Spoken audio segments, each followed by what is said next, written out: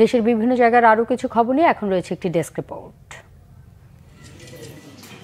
জুলাই বিপ্লবের ক্রেডিট নিতে চায় না ছাত্রদল, বলেছেন সংগঠনটির কেন্দ্রীয় কমিটির সহসভাপতি মঞ্জুর আলম রিয়াদ। ফেনীতে সাংবাদিকদের সাথে মতবিনিময় সভায় তিনি একথা বলেন।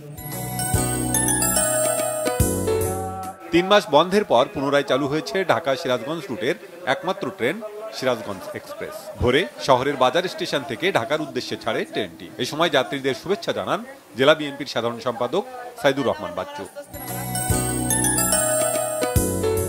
প্রতারণার মাধ্যমে টাকা আত্মসাৎকারীদের গ্রেপ্তারের দাবিতে মানববন্ধন হয়েছে মানিকগঞ্জে। সকালে উপজেলার দেলুয়া বাজারের সামনে এই কর্মসূচিতে বক্তব্য রাখেন ভুক্তভোগীরা।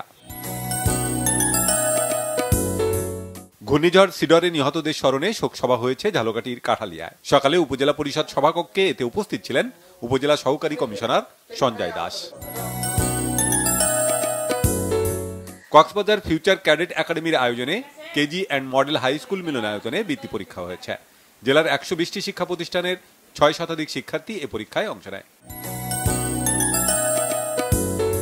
বগুড়ায় কৃষকদের সহায়তা করতে ধান কেটেছে কৃষক দলের কর্মীরা। সকালে গোকুল গ্রামের মাঠে ৪ বিঘা জমিতে ধান কাটায় অংশ নেন তারা।